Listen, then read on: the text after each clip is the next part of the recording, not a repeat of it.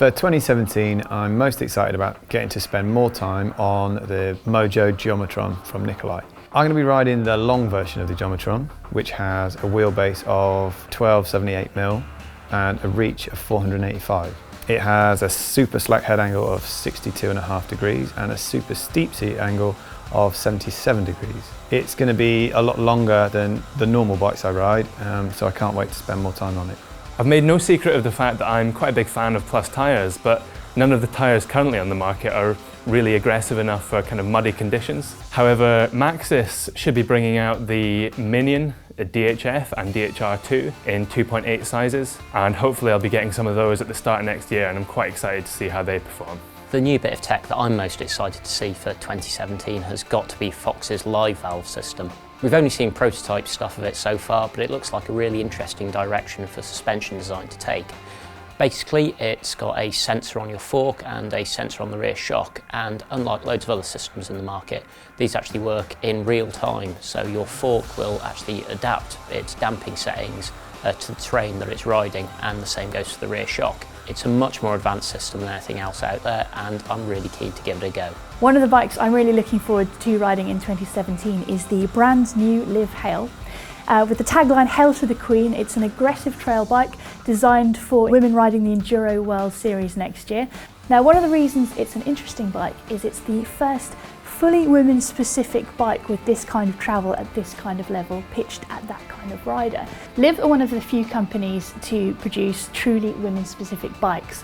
They take information from a global body dimension database and use that to inform the geometry of their bike design. Liv say that women really benefit from having a specific geometry just for them. I'm really looking forward to putting that to the test. What I'm looking forward to in 2017 is the introduction of 12-speed mountain bike drivetrains at more attainable price points. SRAM's XX1 and X01 Eagle drivetrains are phenomenal. They've got great shift performance and a range that lets them compete with 2x systems. Unfortunately, they are also very expensive. So if SRAM can trickle that tech down to, say, the X1 level, I think you're going to see a lot of happy mountain bikers. I've been riding quite a few e-bikes recently, and although the haters are always going to hate, I'm quite interested to see what happens when Shimano's Steps motor becomes a bit more available on production bikes. It seems that Bosch have got the market sewn up in 2016, but 2017 should be a bit more interesting with the likes of Yamaha, Bros and Shimano bringing their motors to a wider audience. It'll be interesting to see how these compare to the industry-leading Bosch. Cannondale's new scalpel, I'm really looking forward to seeing that.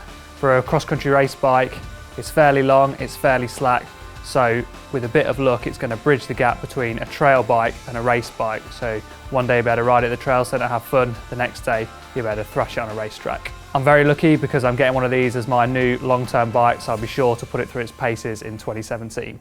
I'm really into shoes, I tend to wear them every day. I'm going to look at the Giro Privateers. It's a bit of a kind of traily, do-it-all, gravel, anything shoe. The new version is supposed to be a little bit better sealed around the toe box. It's a bit stiffer overall, harder wearing in the tread. It's also a really cool kind of grey and orange colour, which is chronically Enduro, so I'm looking forward to trying those. I'm also excited to test some of the current crop of e-bike specific products, such as SRAM's Guide e-brakes or Fox's Ebike 36 fork, basically a stiffer version of the Fox 36. Products that are designed for e-bikes to be sort of bigger, burlier, tougher, stiffer, but could be really useful for bigger guys, aggressive riders, even on normal bikes. So I'm quite tempted to see how they perform on a non-e-bike.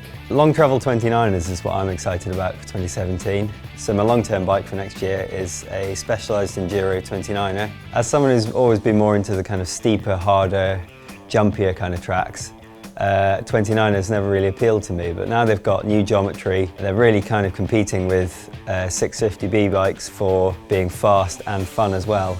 So it's a pretty burly bike and I'm pretty excited to see what it can take on.